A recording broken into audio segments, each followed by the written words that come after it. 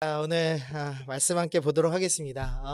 지난주 본문하고 좀 연관성이 있는데요. 우리가 지난주에는 예수님께서 회당을 나가서 이제 회당에서 귀신을 내어 쫓으시고, 그 다음에 시몬, 베드로의 이름이죠. 이 베드로의 집에 가셔서 이 시몬의 장모의 열병을 고치시고, 그 다음에 40절 보시면 그날 저녁부터 이제 해질 무렵부터 사람들이 이제 병자를 데리고 나오는 모습을 우리가 살펴봤습니다. 그러니까 이 안식일에 회당에서 말씀을 전하시고 귀신을 내쫓으시고 안식일에 잠깐 쉬시면서 이 베드로의 장모의 열병을 고치신 겁니다. 그리고 그 안식일 저녁이 되면 다음 날로 날짜가 바뀝니다. 그러니까 안식 후 첫날, 이제 우리로 따지면 일요일이 되는 거죠. 그 일요일에 이제 사람들이 당연히 이제 베드로의 집으로 막 이제 몰려왔습니다. 그래서 예수님께서 병을 고치시고 이 귀신을 내어 쫓으셨습니다. 그러니까 이 베드로는 지금 예수님께서 행하시는 모든 일들을 다 봤고, 또 장모의 열병이 고쳐지는 놀라운 일도 이제 봤습니다. 근데 그리고 나서 이제 베드로가 다시 일상으로 돌아간 모습을 오늘 살펴볼 수가 있습니다. 5장에 와서 베드로는 예수님이 행하신 놀라운 사역을 다 경험했습니다. 그러나 특별한 삶의 변화가 없이 다시 일상에 돌아가서 고기 잡는 모습을 볼 수가 있습니다. 우리 1절 말씀 보시면 무리가 몰려와서 하나님의 말씀을 들을 때 예수는 게네사렛 호숫가에 서서라고 되어 있습니다. 여기에서 게네사렛 호숫가가 이제 뭔지를 좀 간단히 설명드리면은요. 먼저는 그 다른 성경에서는 갈릴리 바다라고 돼 있습니다. 근데 사실 바다는 그 소금기가 있는 물이죠. 그런데 성경에서는 갈릴리 바다라고 이제 많이 쓰는데, 이유는 고대 사람들은 과학적이지 않기 때문에 물이 많다라고만 생각을 했습니다. 그래서 원어로 보면은 갈릴리 큰 물이라는 뜻을 갖고 있습니다. 그래서 호수도 엄청 크니까 큰 물이고 바다도 큰 물이고 이렇게 해석을 했습니다. 그래서 보시면 이 갈릴리 호수가 길이가 21m고 21km고 그다음에 폭이 13km라고 합니다. 이게 좀 어느 정도인지 감이 오시나요? 저는 사실 제가 길치여가지고요, 키로가 잘 감이 안 오거든요. 그래가지고 제가 무식하게 지도를 대입해봤습니다. 저희 한길교회에서부터 김해시 전체에다가 이 갈릴리 호수를 이렇게 씌워봤습니다.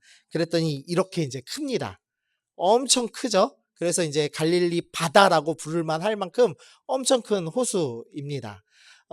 그래서 지방마다요, 이 오른쪽에 있는 지방, 왼쪽에 있는 지방 워낙에 넓다 보니까 서로 이제 부르는 이름이 좀 이렇게 다르게 부르기 했습니다. 그래서 여러 이름으로 불리지만 그냥 큰 호수구나, 이 정도 생각하시면 될 것 같습니다.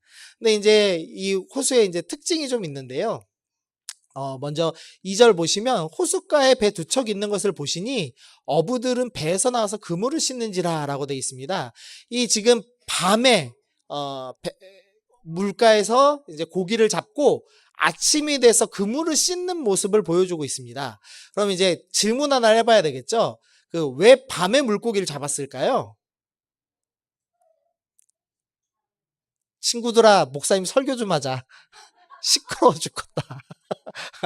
자, 밤에 물고기를 잡은 이유가 뭔지를 좀 이제 알아야 되는데요. 먼저 좀 배부터 좀 보여드릴게요. 이 가뭄 때문에 수위가 낮아져서 1996년도인가 86년도에 발견됐답니다. 아마도 이제 베드로 시대 때 쓰였던 배로 추측하는데요. 길이가 이제 8m, 그다음에 이제 폭이 좀 2.3m 정도 되는, 생각보다는 배가 크죠. 이런 배로 이제 낚시를 했던 걸로 추정을 하고요. 요 물고기를 잡았습니다. 요 물고기 이름이 틸라피아라는 물고기인데요. 일명 베드로의 물고기라는 이제 별칭을 갖고 있습니다.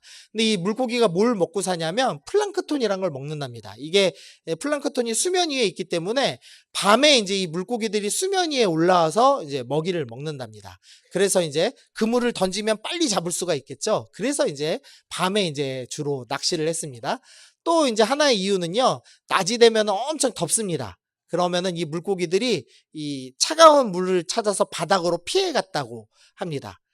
세 번째 이유가 있는데요. 갈릴리 호수에 물이 맑답니다. 저도 안 가봐서 모르겠는데 물이 너무 맑아가지고 그물을 내리면 물고기들이 그물 보고 피하는 게 보인답니다. 그 정도로 물이 맑다고 합니다. 그러니까 세 가지 이유가 있는 거죠. 이제 물고기들이 밤에 올라온다. 그 다음에 낮에는 바닥으로 깔아앉는다. 그 다음에 너무 낮에는 잘 보여서 피한다. 요 세 가지 이유 때문에 갈릴리 어부들은 이제 무조건 밤에 낚시를 하고 낮에 이제 그물 손질하고 잠을 자는 그런 이제 낚시법을 사용했습니다. 베드로는 지금 밤에 낚시를 하고 이제 아침에 피곤한 상태가 되어서 그물을 정리하고 있었습니다. 요거는 이제 그 고기 먹으면 요 정도랍니다. 크기를 좀 확인하시라고. 감자랑 이제 접시 크기 보시면 대략 나오죠. 한 손바닥보다 좀 더 큰 것 같습니다. 어쨌든 이제 요런 물고기입니다. 하나같이 인터넷 글 찾아보면 맛있다는 글밖에 없습니다. 예, 꼭 돈 모아서 한번 저희 다 같이 갔으면 좋겠습니다. 네. 어쨌든 이제 예수님께서 이제 베드로에게 찾아오셔서 한 배에 오르셨는데 시몬의 배, 베드로의 배죠. 그러니까 예수님께서 베드로에게 오셔서 네 배를 이제 설교 강단으로 사용하시겠다. 이제 이렇게 말씀하신 겁니다. 그래서 육지에서 이제 배를 조금 떼라라고 말씀하셨습니다. 육지에서 조금 뗀 이유는요. 사람들이 자꾸 예수님께 몰려왔기 때문입니다. 왜냐하면 예수님 만지면 어떻게 되죠? 예, 병이 나을 거라는 이제 생각을 가진 사람들이 많이 있었죠. 그래서 서로 몰려오다 보니까 이제 예수님께서 좀 사람하고 약간 떨어지셔야 설교를 할 수 있기 때문에 이렇게 육지에 조금 떼셨습니다. 그래서 앉으셨습니다. 앉으신 이유는 저희는 지금 설교자는 서 있는 문화죠. 이게 예의 있는 거고 제가 앉아서 설교하면 저 목사는 왜 앉아서 설교해? 이제 이렇게 생각하기 쉽잖아요. 근데 유대 문화는 반대입니다. 랍비는 앉아서 설교합니다. 예. 아주 좋은 문화인 것 같습니다. 저희도 적용하면 좋겠는데. 네. 어쨌든, 그래서 예수님께서는 랍비들이 하시던 대로 앉아서 하셨습니다. 근데 거기 이제, 해변가부터 이게 육지가 이렇게 올라가는 느낌으로 되어 있답니다. 그래서 약간 그 오페라 하우스 뭐 그런 느낌이죠. 그래서 이 바다에서 이제 설교를 하시면 그 수면으로 이 소리가 튕겨가지고 마치 이렇게 마이크가 없어도 마이크가 있는 것처럼 이렇게 잘 울려 퍼졌다고 합니다. 어쨌든 이제 예수님이 베드로에게 요청을 하셨기 때문에 베드로가 어쩔 수 없이 이 배에 올라타서 이제 조금 저어갖고 나가서 어쩔 수 없이 이제 강대상 바로 앞에서 설교를 들어야 되는 그런 상태가 된 거죠. 그러면 이제 베드로는 그때 어떤 마음이었을까요? 오늘은 제가 그 예준이 말고 찬이를 괴롭히기로 했거든요. 네. 네, 우리 찬이가, 네. 예준이가 오늘 예배를 일찍 나왔어. 자, 찬이야, 베드로는, 설교를 들을 때 어떤 마음으로 들었을까? 상상 한번 해봅시다.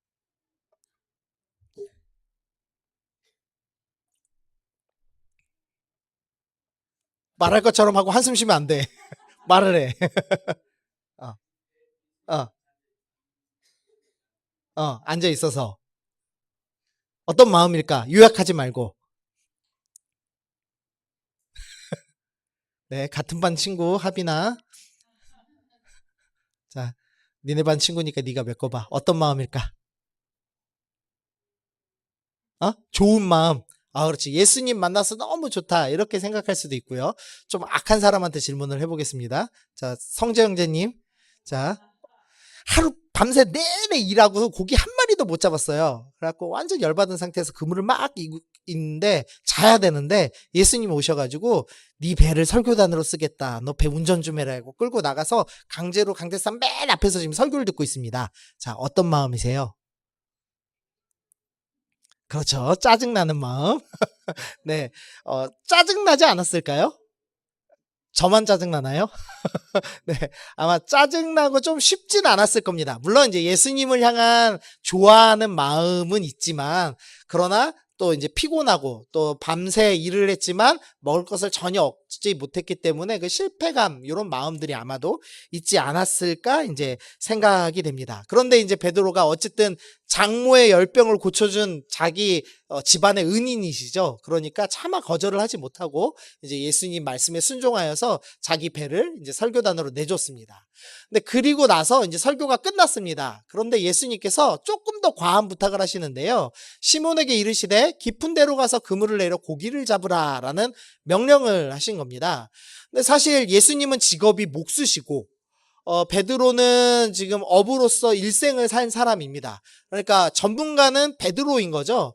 그런데 지금 예수님이, 목수였던 예수님이 어부였던 베드로에게 지금 물고기 잡는 법을 가르쳐 주시고 코치하고 계시는 겁니다. 근데 이제 이랬을 때 마음이 어땠을까? 또 좀 더 불편하지 않았을까요? 내가 전문가인데 아무리 위대한 랍비라고 하더라도 나한테 이렇게까지 코치를 하나? 아마 이 생각 들었을 겁니다. 조금 더 이 베드로가 마음이 나빴을 이유가 뭐냐면 깊은 데로 가서 그물을 잡으라는 이 말에 좀 문제가 있습니다. 아까 물고기 어떻게 잡는다고 했죠? 밤에 물고기가 수면 위에 올라갔을 때 얼른 그물 던져서 잡는다고 했죠? 근데 낮에는 어떻게 됐죠? 물고기가 밑으로 내려갑니다. 그러면 그물이 내려가는 게 천천히 내려가겠죠. 바닥까지. 그리고 물고기가 그물 보면 어떻게 한다고요? 피할 수 있을 만큼 물이 맑았습니다. 그런데 지금 주님이 그래서 만약에 얕은 데로 가서 그물을 던져라 라고 했으면 그나마 이해할 수 있습니다. 왜냐하면 얕은 데는 좀 그래도 바닥이 얕으니까 그물이 바닥에 닿을 수 있을 텐데 깊은 데에다가 그물 던지면 바닥까지 안 닿겠죠, 그물이. 그러면은 상식적으로 절대 물고기를 잡을 수가 없는 겁니다. 그러니까 베드로 입장에서는 정말 좀 헛된 일에 수고하라고 주님께서 말씀하시는 거죠. 그러니까 매우 피곤하고 지금 귀찮은 상황에서 어이없는 명령을 받은 겁니다. 여러분은 그런 어이없는 명령 받으시면 어떻게 하시겠습니까?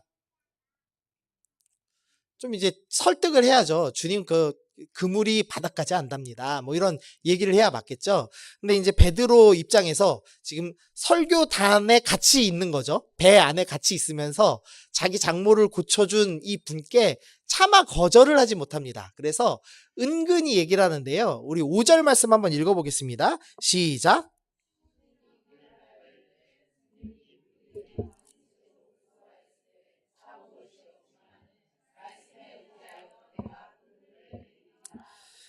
예, 이 본문을 묵상하는 많은 이제 사람들이 말씀에 의지하여 내리리이다 라는 이 순종하겠습니다 라는 이 표현을 참 좋아합니다.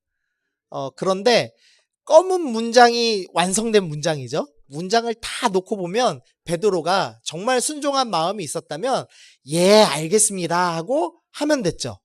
아까 우리 소은이가 연기 잘했잖아요. 네 하고 바로 걷잖아요.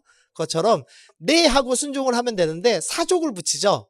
밤이 새도록 수고하였지만 저는 못 잡았지만 그렇지만 말씀하신 대로 해보겠습니다. 지금 이렇게 은근히 이제 가시를 넣어서 지금 표현하고 있는 장면이라고 묵상을 해볼 수가 있을 것 같습니다. 좀 그렇게 좀 읽히시나요, 이제? 네. 자.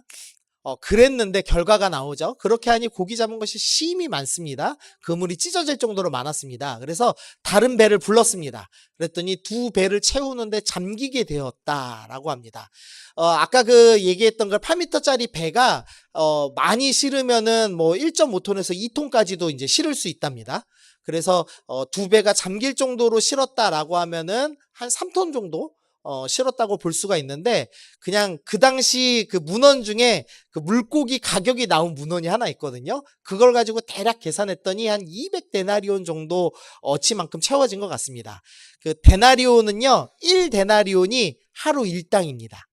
그러니까 한 15만 원 정도 잡으면은 200데나리온 어치면 얼마죠? 우리 학생들한테 물어볼까요? 성훈아. 자, 200 곱하기 15는 네. 네, 3천입니다. 3천. 한 번에 3천만 원어치를 이제 얻었습니다. 네, 단번에 3천만 원 버시면 좋을까요? 예. 그럴 땐 아멘을 하셔야 되는데.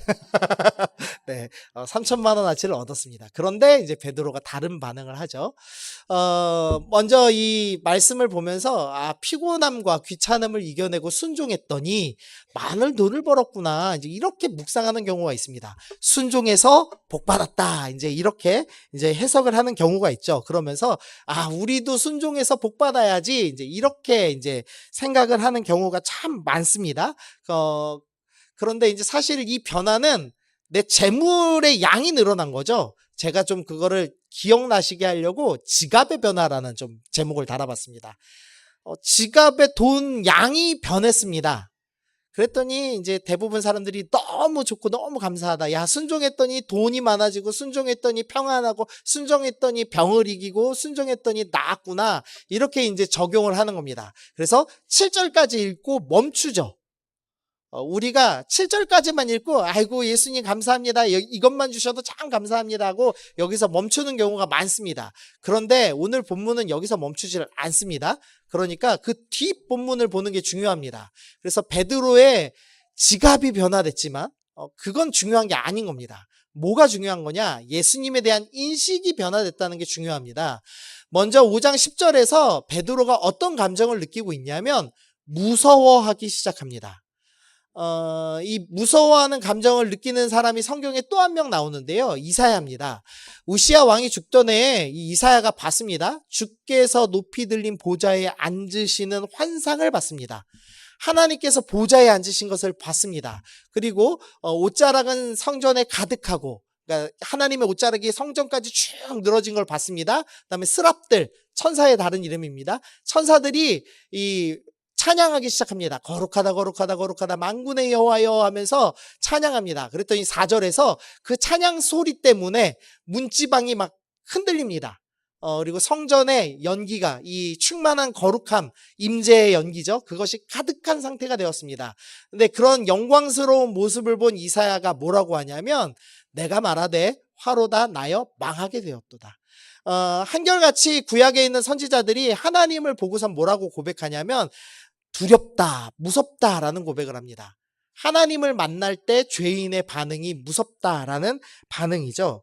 그런데 지금 베드로도 동일하게 지금 무서워하기 시작한 겁니다. 그것은 뭘 의미하냐면 베드로가 이전에 예수님, 자기 집에 오셔서 자기 장모의 열병을 고치시고 귀신을 내어 쫓게 하셨던 그 능력의 예수님을 보면서도 예수님을 그냥 위대한 선지자 정도로 생각을 했습니다. 그런데 이 물고기가 잡히는 모습을 보면서 이분이 보통 분이 아니구나를 이제 깨닫게 된 겁니다. 그래서 나중에 베드로가 뭐라고 고백하냐면 우리 말씀 읽어보겠습니다. 시작.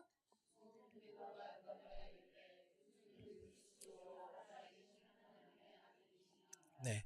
베드로가 여기 이 물고기 잡는 장면에서부터 예수님이 보통 분이 아니시다, 하나님의 아들이시다라는 걸 느끼기 시작한 겁니다. 왜냐하면 이 물이 맑다고 했죠. 그물을 보면 물고기는 본능적으로 그물을 피합니다.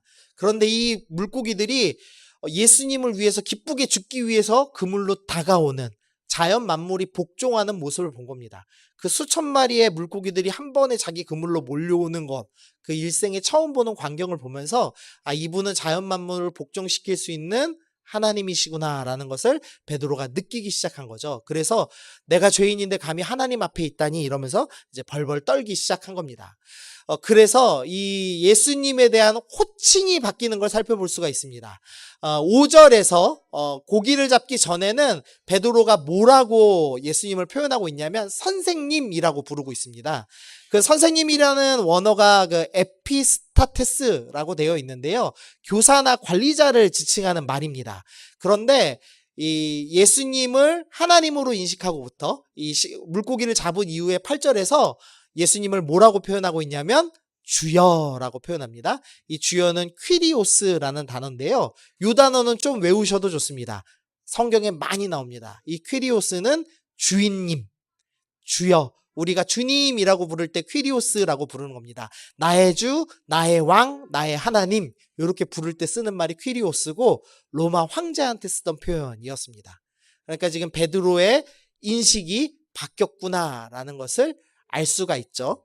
우리가 지갑의 변화에만 관심을 두고, 그래서 물고기 많이 잡혔다, 이거 어디다 팔아먹지, 이것만 생각했다면 베드로는 지금 물고기 판 것으로 끝났을 겁니다. 몇 천만 원 잠깐 수익 얻은 것으로 자신의 그 복을 다 날려버렸을 겁니다. 그런데 거기서 그치지 않고 지금 내 앞에서 기적을 일으키신 이 예수님은 어떤 분이신가, 이분은 우리의 왕이신 하나님이신 분이시구나 라는 것을 인식하기 시작을 했습니다. 그래서 좀 제가 이렇게 좀 정리를 해봤는데요. 피곤함과 귀찮음 속에서 적당히 앉아있다가 주어지는 은혜, 마음의 변화, 지갑의 변화, 마음 상태의 변화에 만족하여서 7절만 읽고 넘어가는 사람들이 있는데 거기서 만족하지 말고 주신 분이 어떤 분인지까지 생각해서 나아가는 것, 그게 진짜 은혜 누릴 수 있는 것이라는 거죠. 여기 있는 많은 이제 학생들이 또 이제 많은 이제 성도님들이 너무 피곤하고 지친 상태에서 나와 있다가 우연히 예배 시간에 은혜를 받기도 합니다. 찬양을 통해서 말씀을 통해서 은혜 받기도 합니다. 그래서 마음의 변화가 일어나기도 하고 그 말씀의 순종함을 통해서 복을 누릴 때도 있죠. 근데 거기서 멈추면 안 됩니다. 그러면 7절 읽고 끝난 겁니다. 우리는 7절을 넘어서 가야 됩니다. 7절 너머를 읽어야 되는데 뭐냐면 그러면 그 복 주신 분은 어떤 분이신가까지 생각을 해야 한다는 겁니다. 우리에게 복 주신 분은 어떤 분이시죠? 주님. 이 모든 것을 다스리시고 창조하시며 결국 이 모든 죄의 문제를 끊어내시고 영원한 나라를 우리 가운데 주실 우리의 왕, 우리의 하나님, 우리 주님, 그분이 나의 하나님이라는 것을 우리가 깨달아야지 진정한 신앙, 진정한 복에 이를 수 있게 되는 것이죠. 자, 그 다음에 자기인식의 변화가 일어났습니다. 베드로가 요한복음 1장인데요. 이 요한복음 1장에 지금 요한의 말을 듣고 이 요한은 세례자 요한을 말합니다. 예수님께서 사역하시기 전에 세례자 요한이 예수님을 보고선 저분은 하나님의 어린 양이다 라고 말을 하죠. 그때 세례자 요한의 제자였던 베드로의 동생 안드레가 예수님을 쫓아갑니다. 그리고 안드레가 예수님과 하룻밤을 지낸 다음에 이 자기 형제 시몬이죠. 베드로죠. 베드로에게 찾아가서 우리가 메시아를 만났다라고 하면서 예수님을 소개해 줬습니다. 근데 이때 당시는 시간이 언제냐면 AD 27년으로 계산을 합니다. 그러니까 예수님 사역 첫 해다 뭐 이 정도 생각하시면 될 것 같습니다. 그리고 6월절 전이었고 장소는 유대 지역. 이 세례 요한이 사역하던 요단강 부근에서 베드로가 처음으로 예수님을 만났습니다. 그런데 지금 5장 8절은 언제냐면요. 시간대가 1년 뒤입니다. 예수님이 본격적으로 사역을 시작한 상태에 이제 갈릴리에서 일어난 일이었습니다. 그러니까 베드로는 예수님을 아주 초창기부터 만났던 사람이었습니다. 그런데 베드로가 제자가 됐나요? 안 됐나요? 안 됐습니다. 아마도 학자들이 추측할 때는 가끔씩 이제 예수님 큰 집회 있다 하면은 이렇게 가가지고 스텝도 좀 섬기고 뭐 줄도 좀 세우고 이런 일은 했겠지만 제자로서의 삶은 살지 않은 것 같다라고 생각을 합니다. 그러니까 가끔 예수님 말씀 들으러 오고 은혜도 받는 그런 성도가 될 수도 있죠. 그러나 베드로가 진짜 예수님이 어떤 분인지 발견하기 시작했을 때 자기를 어떻게 생각하기 시작했냐면 야 나는 말씀도 찾아듣고 예수님을 초창기부터 만났던 괜찮은 성도야 라고 여긴 것이 아니라 자기를 죄인이라고 여기기 시작했습니다. 우리가 정말 예수님을 만나면 어떤 반응이 일어나냐? 내가 죄인입니다라는 것을 깨닫게 됩니다. 그런데 믿음이 연약한 사람들은 나 정도면 괜찮지라고 생각을 합니다. 나 정도면 그래도 다른 사람들만큼 예수님 믿지. 뭐 중직자만큼은 아니어도 그래도 교회 뭐 한 3분의 2 이상은 교회 나오면 됐지. 뭘 꼬박꼬박 다 나와야 되나? 뭘 그렇게 예수님을 울부짖으며 부르짖어야 되나? 찬양 적당히 뭐 음악인데 설교나 나와서 좀 듣고 축도나 좀 받으면 되지. 뭘 그렇게까지 해야 되나? 이렇게 생각하면서 자기 스스로를 꽤 괜찮은 성도인 양 포장하면서 살죠. 그러나 진짜 예수님을 만난 사람은 자기가 죄인이라는 것을 인식하게 됩니다. 내가 죄인임을 모르는 사람은 예수님을 안 믿는 사람일 수도 있죠. 주님을 아직 만나지 못한 사람일 수도 있습니다. 여러분은 여러분 스스로를 뭐라고 생각하십니까? 죄인이라고 생각하십니까? 아니면 나 정도면 봉사 괜찮게 하고 있는데 라고 생각하고 계십니까? 스스로 점검해 봐야겠죠. 주님께서는 이 스스로 괜찮은 성도 정도 가끔씩 예수님의 말씀을 듣는 그 성도였던 베드로를 반복적으로 찾아오셔서 지금 베드로를 제자로 받아들이시고 있는 모습을 보여주고 있습니다. 마지막 말씀입니다. 요한복음 10장, 누가복음 10장 5장 10절인데요. 그 검은 글씨만 한번 읽어보겠습니다. 자, 시작. 네, 이 마태복음이나 마가복음에는 이 본문이 사람 낚는 어부가 되리라라고 되어 있습니다. 그래서 참 우리가 쉽게 이해할 수 있기 때문에 사람 낳는 어부가 되리라 이 구절을 많이 좋아하는데요.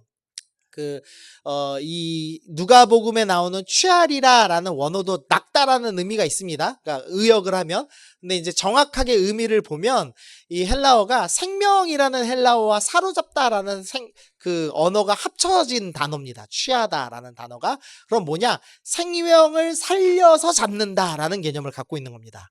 그러니까 그냥 낚아가지고 죽든지 살든지 건지면 돼. 그런 낚시하는 수준을 얘기하는 게 아니라 생명을 살리는 존재라고 지금 말씀하는 겁니다. 이전까지 베드로는 어부였습니다.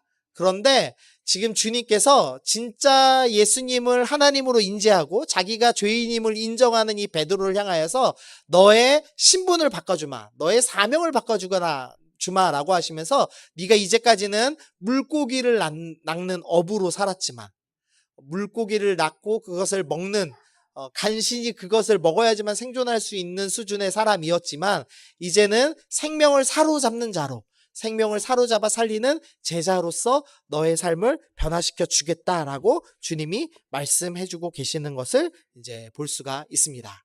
그래서 정리하면 4가지 변화가 일어났습니다. 베드로에게 지갑의 변화가 일어났습니다. 피곤함을 이겨내고 은혜 받았죠. 그러나 거기서 그치지 않고 예수님에 대한 인식 변화가 시작됐습니다. 그래서 선생님이라고 불렀던 베드로가 이제부터 퀴리오스, 주님, 주인님, 나의 왕이라고 예수님을 표현하기 시작합니다. 그리고 나서 자기가 이전에 꽤 괜찮은 성도인 줄 알았는데 이제는 내가 죄인입니다. 주님 앞에 감히 나갈 수도 없는 존재입니다. 라는 것을 깨달았습니다. 그러자 예수님께서 사명을 변화시켜 주셨는데 어부가 아니라 생명을 살리는 제자로 변화시켜 주셨습니다. 네. 쿵소리가 나가지고 예 괜찮나요, 애기? 네. 아이고. 네네. 아이고 머리 아프겠네요. 네. 우리 차연팀 좀 나와주실래요? 네. 네. 마무리하라고. 네. 네. 이렇게 해준 거 알겠습니다. 자, 우리 오늘 말씀 생각하시면서 우리 어떤 기도를 할까? 주님은 우리를 변화시켜 주시는 분입니다.